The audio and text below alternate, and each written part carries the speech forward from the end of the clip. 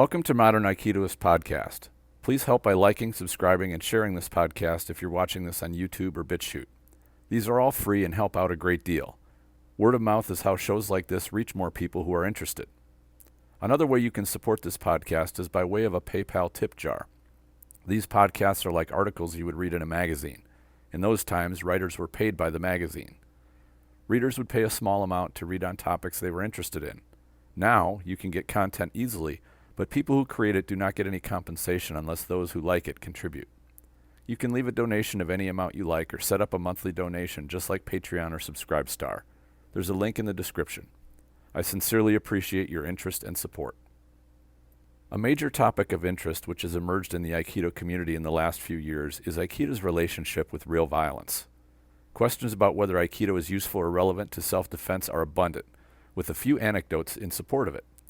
Alongside these anecdotes come some pretty solid and compelling visuals which tear down Aikido's credibility as being useful for dealing with real violence. I've discussed these on previous episodes, so I won't go into deeper detail on them again here. What is clear is that there is understandable interest in adjusting how Aikido is trained to better reflect the realities of live violence so that practitioners are better prepared to survive it should it happen to them. It's just my belief, but this is the original and primary focus of all martial arts, to prevail against someone who is trying to physically dominate you. Almost all martial art practitioners will admit that this is at least part of what draws them to train martial arts. The health and athletic benefits martial art training offers can be had from other activities, such as sports, dancing, yoga, gymnastics, and a host of others. In many cases, they offer better physical benefits than Aikido training does. The self-defense aspect attracts and keeps people in Aikido. It is an issue in Aikido, and in many other martial arts, that training often does not address preparing students for the realities of physical violence. This is the responsibility of the instructor. What almost all martial arts instructors do well is teach techniques. These are the basic tools the art is made of. It's kind of like a craftsman who builds a house. He needs to know how to hammer in nails, use a tape measure to measure properly, how to cut lumber to the correct length, etc. Without knowing these tools reasonably well, a craftsman isn't much of a craftsman. The next set of skills is actually building the house, which consists of an entirely different set of skills and experience. He will employ the skills using the tools, which are important, but just knowing the tools isn't nearly enough. This is where a lot of martial arts experience a steep drop-off in what they teach. They do not go very far into the realities of violence, and are content with teaching pattern katas and honing technique for most of the practice time. Arts which include some kind of sparring or freestyle practice get practitioners more used to active attackers. In Aikido, this would consist of jiwaza or randori practice. From what I've heard over the years from Aikido practitioners from all over the world is that not many dojos practice either of these at all. The ones that do, don't do it very often. That's a shame because it is in those areas where the tools of Aikido are put to work in a more broad application, which feels far more like reality than the isolated training of technique done in paired kata practice. There are a couple of reasons I think Aikido practice often limits itself to paired kata practice. Obviously, the first influence is the instructor leading the class. It's easy to show a technique and have students practice it, focusing on the minutiae of improving it. It's easy for an instructor to control a class by doing this. It's also easy and straightforward to demonstrate technique in this way. I think many instructors teach this way because that's the way that they were taught. We tend to pass along what we learned in the way that we have learned it. Another problem is that instructors sometimes lose their passion and become kind of lazy.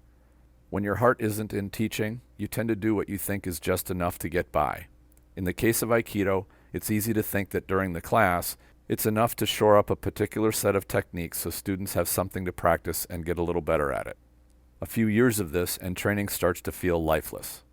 Aikido training tends to dwell at the rudimentary levels, which is simple paired kata. One reason, I think, is instructors who are just not passionate about teaching anymore. Maybe they never were, and are teaching out of a feeling of obligation, and not because that's where their heart has guided them. I've seen this happen personally. A senpai of mine once opened his own dojo because he felt that at his advanced Yudansha rank, it was what was expected. He was a personable fellow and a remarkable technician, even a pretty good teacher. But since teaching really wasn't his passion or interest, he had a hard time keeping his dojo open. He closed his dojo within a couple of years and was happy to realize when he wasn't required to keep it going.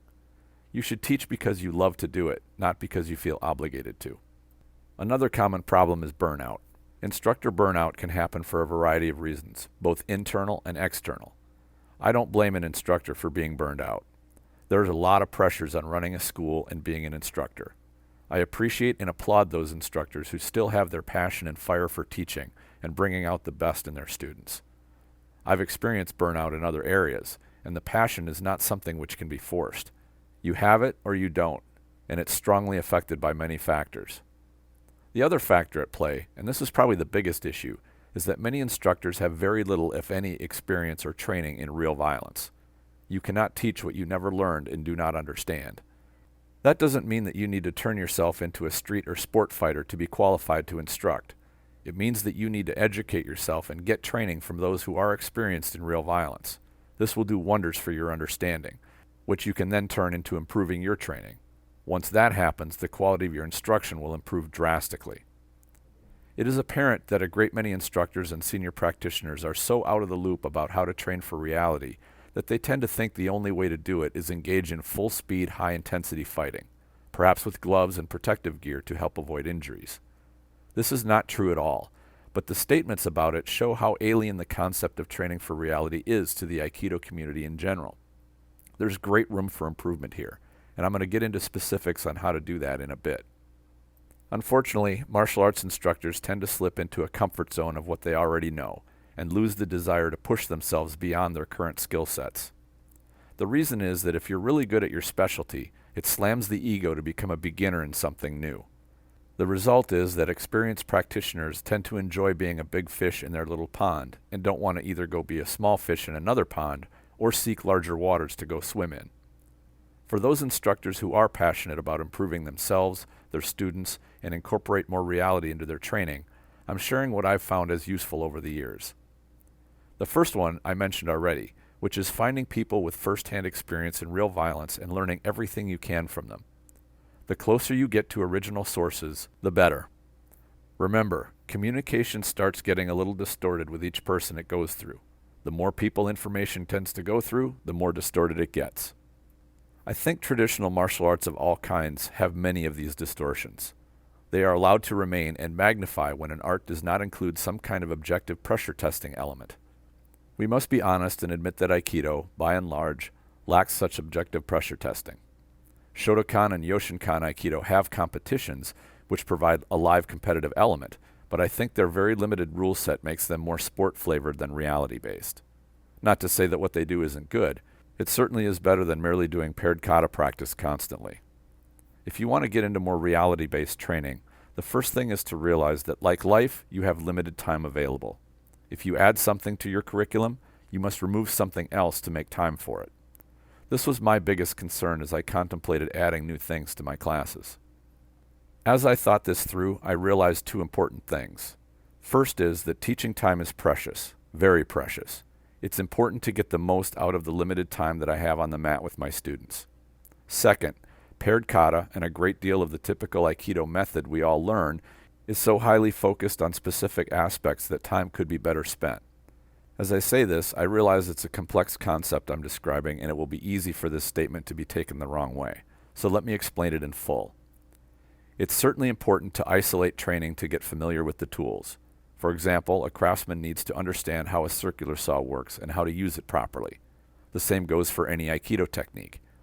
There's a time and a place in the training cycle to teach these tools and even work on them more over time. A martial artist can and should consistently keep working on honing his techniques further. As he does this, he makes the most of training time by working on putting those techniques together in application in situations which more closely emulate the chaos of real-world violence. I'll get into more detail on that in a bit, but before I do, I want to cover the training reflex. This is something that also tends to get overlooked in paired kata practice, because that exercise is designed to work on other factors. What I am talking about is the instant reflex when under stress in a real violent situation. This is something good training is designed to build. It's something any good instructor keeps in the forefront of their mind when they are training students for self-defense. A story one of my instructors passed to me came from a woman out on the West Coast who was a 5th-degree black belt in a style of karate. I don't recall which one exactly. She told this story as a lesson for others who could learn from her experience. Her training constantly reinforced the reaction to drop into a strong and powerful stance, strengthen her body so that it was rigid. From this base, kicks and strikes could be very powerful. Many styles of karate adopt this very same methodology, and it has its valid points. In her case, she was grabbed from behind in a parking ramp, and her training kicked in instantly. Before she could even think, her body dropped and went strong, ready to move powerfully as it had done countless times before. Unfortunately, the situation she was in was not the right one for the reaction her body had been trained for. Because her body was rigid, it was very easy to lift off the ground, which her attacker did. He raised her up off the ground, turned her in the air, and slammed her onto the pavement. Being airborne, she was in no position to execute any of the powerful movements or counterattacks that she was trained to do. All of her training was now not applicable because it assumed that she would be on the ground. There was nothing for her to do except go along for the ride. This story was told to me to describe that relaxation was more effective than rigidity or strength, and that if you stayed relaxed as you sink your body, you're much harder to lift off the ground. It is a valid point, but the story also reinforces the point that if your training does not cover real situations, you can be left without an answer when it happens. This story also describes what happens when your training reinforces a response, which is probably the worst one you could have in such a situation. In her case, she hit the ground so hard it stunned her, and she was subsequently raped. The consequences of failure in the real world can be severe, and my heart goes out to this woman. I would also hate to be the instructor who learned his student suffered because the training I put her through, which she executed perfectly, failed her, and that I actually contributed to that horrific outcome. Granted, in real violence, you can do everything right and still be defeated, but I see this story as a catastrophic failure of training.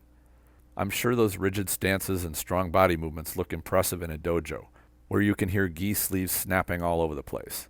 As impressive as that is, it turns my stomach thinking of what she went through because she was taught the wrong response for that situation. The stakes are too high to take martial arts training lightly.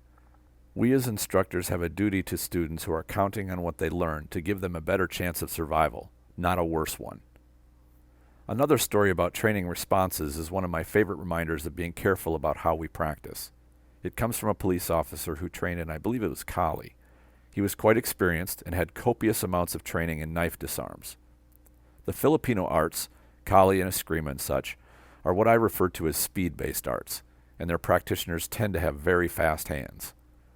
This officer would train as they all did, where the attacker would stab at him, he would move like lightning and disarm the attacker, then quickly turn the knife around and hand the knife back to his partner to do another repetition. The faster you do this, the faster you disarm the attacker. The faster you hand the knife back to your training partner, the more repetitions you can do, and therefore the better you get at doing the disarm. The theory is sound, or at least it appears sound. Then the day came that it happened for real. A perp pulled a knife on the cop, who disarmed him in the blink of an eye. His brain followed the program it had installed through hours of practice, and before he could think, he turned the knife around and handed it to the perp, who then grabbed it and resumed his attack. The cop now had to solve his problem a second time. This problem came entirely from the habits he built in his own training, even though they seemed to be viable at the time and served a purpose in the dojo. They were partially sound, meaning that the disarm worked when it needed to. However, it was not sound in that the repetitions included a very bad habit which could have gotten him killed when it happened for real. We must be very careful about how we train and not let our training become dojo sanitized. One of the first things instructors often do to more closely simulate reality is to train in street clothing instead of typical uniforms. This is not a bad idea, but I think the benefits are somewhat limited. Things do change up a bit when your attacker is wearing a t-shirt instead of a sturdy jacket, particularly if your art relies on a grip of the garment. Judo and Jiu-Jitsu are widely known for using garment grips to control their opponents. These arts are still valid when a sturdy garment is not available, but the techniques need to be altered to accommodate not having the ability to apply the same grips. I find since Aikido doesn't rely on garment gripping as much as Judo or Jiu-Jitsu, and tends to go to the body itself, different clothing doesn't change things up too much. The notable exception would be garments which make the body more difficult to find, such as oversized hoodies or jackets with really long or bulky sleeves. Adornments such as leather wrist bracers and cuffs could interfere with certain grips, so that's a variable one might run into in real life. Wearing these in training would build some familiarity with how to deal with them. What I find is far more applicable to adjusting for reality is both footwear and the surface that we're training on.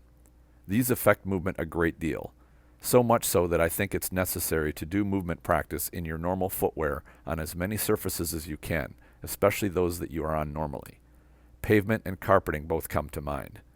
It would also be very helpful to practice on dirt, grass, gravel, and sand as well. It's also excellent practice to move on uneven ground. Many small adjustments are necessary to move well on rough or uneven ground.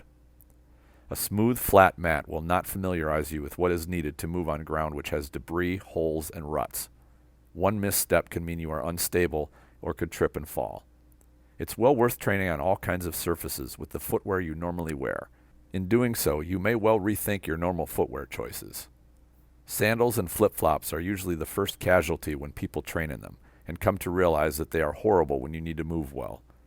It's also worth noting that thugs and criminals often look at footwear when they are assessing potential targets.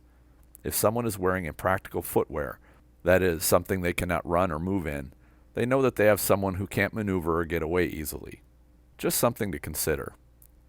It doesn't take tremendous observation skills to notice the difference between a dojo environment and real-world environments where violence tends to happen. Dojo and practice rooms tend to be open floors with no obstacles. There's usually plenty of room to move in any direction. Videos and police reports of real fights and assaults paint a much different picture. Real-world violence tends to happen when there is fairly limited space and obstacles are all around. I'm not just talking about bars, which is where many people's minds automatically go when they think of fights. Assaults and violence tend to happen in bathrooms, stairwells, corridors, alleyways, or countless other areas where space is limited. Why is this? There aren't many places where there are wide open areas. Even the one you would normally think of first, a parking lot, would only be wide open if it was empty. If there are cars parked there, the spaces between them would limit your movement options. In a parking ramp, there will be walls and pillars around as well. The world is made up of fairly confined spaces. That's just the way the world is. Take a look sometime when you're out and about, and think about performing technique in that spot. Could be a restaurant, store, workplace, or your own living room. How much space would you have to maneuver if you had to? If you performed a throwing technique, would you have enough space for it? Could your throw be foiled by your uke grabbing onto or bracing against something? These are significant factors that don't exist on the dojo floor, but can have profound effects on the success or failure of your technique. One of the things I do with my students is take them into one of the changing rooms to see just how different it feels to be in a small area when faced with an attacker. There are advantages and disadvantages in being in a confined space. The one who can deal with the space better will likely survive and come out well. The one who does not have a firm understanding of how to deal with the space they are in is in deep trouble. Predators tend to be good at this skill and have an eye for finding prey who isn't. This doesn't bode well for the target. When all you want is money, or whatever it is, the last thing you want is your prey escaping. It's far easier to corner your target and extract what you want from them as they are hemmed in. This is why public bathrooms are so dangerous. There is usually only one way in or out. I strongly recommend you train in confined spaces and get used to what it offers, and how you adjust your tactics and strategy to accommodate it. As you explore it, try corridors, tiny rooms like bathrooms, and stairwells. The stairs offer a very challenging environment and pose a remarkable danger of slipping and falling. The additional danger is that Gudu Kemi in a stairwell is likely not going to help much. Any fall is more likely to result in injury due to the sharp corners of the steps. Another environment I really like training is something we experience all the time, but it's usually never done in a dojo, which is when the lights are out and you can barely see. Whenever I do this, one remarkable thing happens to everyone. They bring their hands up instinctively to protect their heads. Although I mention this in class all the time, it's tempting to start with your hands down at your sides. This is understandable considering if you were totally surprised by an ambush, your hands would probably be down at your sides. However, once you have perceived a potential threat, your hands should come up and be somewhere in front of you. They can be in a casual position rather than a fighting guard, but your hands should not be in your pockets, hanging at your side, or tied up holding something. They must be ready to use. If you can get them to a good starting point, even if there's only the tiniest chance you might be attacked, then get them up. As the old saying goes in regards to preparing for an emergency, it's better to be an hour early than a minute late. When I turn out the lights, everyone's hands come up. It's something I felt the first time my instructor shut off the lights, and I notice everyone experiences the same thing I did. Of course, it's a martial arts class, so they know they are about to get punched or grabbed. The instinct of getting your hands up kicks in really well when you cannot clearly see the people around you. A lot of attacks happen in darkness. Turning the lights out can also simulate other visual distortions, such as flashing or blinding lights, rain or sweat in the eyes, or numerous other problems with being able to see clearly.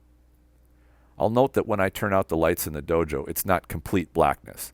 There's a little bit of light, so people can make out someone in front of them, but it's not clear enough to see the features, such as the hands or the exact body posture or position. The lesson of getting your hands up is driven home with training in low light conditions. If you train to operate in darkness, that will help prepare a student for having to protect themselves in the dark. They will have a better chance if they don't feel like they are operating in a foreign environment. The goal is to build confidence, and you do that through practicing in the environment until it becomes familiar. A major oversight by a great deal of martial arts training is assumed your attacker is always in front of you. Most often, paired kata is done with the attacker in front of you so that you can watch his approach. The idea that you should act preemptively and lead the attack is valid, but it's not always possible. Modern Aikido does train against attacks from behind, but these are mostly bear hugs or wrist grabs. Sometimes the attack consists of uke approaching from the front to go around behind nage. This is pretty far from realistic. An attack from behind is going to be an actual attack, and if someone goes to attack you from behind, I am extremely skeptical they would grab your wrists or elbows with their hands. If they do bear hug you, it will be to lift you up and slam you on the ground. Otherwise, they will probably push you down, punch you in the head, or tackle you. You can easily train the push or the tackle. Just have uke do this and see how your Aikido fares. The punch in the head is taking reality to a whole new level. The reality of the world is you may take the first shot before being able to bring your martial art into the picture. Despite all you've heard about situational awareness, negotiation, and de-escalation, you might be on the ground or staggering from a punch before you get to make the first move. It's good to do some reps which start after you took a simulated shot or are successfully tackled or pushed down. First, you are toughening up a bit and realizing that dojo pristine practice is quite a bit different from how real violence goes down. And second, you are discovering the additional skills and knowledge about how to adapt the techniques you learned and practiced to the unusual circumstances of the chaos of violence. If your instructor scoffs at the idea or benefit of such training and says something like, "Just don't let yourself get into that situation in the first place," then realize your instructor is ignorant about real violence. While staying out of bad situations like that is ideal, the world is not ideal. We might get caught in such a situation, despite our best efforts to remain alert and aware. Training for circumstances like that gives you far more adaptability and competence than being good only under ideal conditions. Many a fighter got beat when taken out of their comfort zone. As a martial artist, consider making your comfort zone so big that it's very difficult for anyone to take you out of it. That means training in the ugliness of chaos so that you can remain calm and navigate your way out. Dealing with violence is terrifying enough. Doing it in an environment you are not familiar with is far worse. This is one reason wrestlers and grapplers love taking people to the ground. Anyone who isn't familiar with grappling is nearly helpless on the ground. It's not easy to train for ambushes because they happen when your mind is not ready for them. When you step onto the dojo mat, your mind gets into the mode of being ready and assuming an attack is coming. When you walk around a corner in your normal day, chances are you do not expect to be physically ambushed. One way to build the mental and physical bridge for instant response is through visualization. Let's say you walk into a stairwell and you imagine an attacker there who takes a swing at you. You execute whatever response you've been trained to deal with that attack. Just get used to seeing, deciding, and executing as directly as possible. Sure, the attacker is imaginary. What you are building is the speed of perception, decision, and action. This is sometimes referred to as the OODA loop. It's a way for you to build your body's ability to react quickly when needed. I just suggest you do this when no one's looking, or you might feel kind of foolish. This is a way to get more reps in than you would at the dojo alone, and to get a feel for how moving in a real-world environment would go without having to carve out extra time in your schedule to train in them. Why not take advantage of the real-world environment when you can? If you are shy about doing this, at least visualize your response and movement and see if you would have room to do it successfully. I think you will find that this is an interesting mental exercise and exploration. There's far more to training for reality than merely pounding on pads and sparring. Sure, they have their place too, but there are a lot of useful and fun ways to train which build a comfort level with reality-based applications of your martial tools. I'm going to continue this topic and cover training in protective gear for the sake of safety. Just padding up and going hard is not as productive as you might think. I'll be sharing my thoughts and experiences with this in the next episode. What do you think?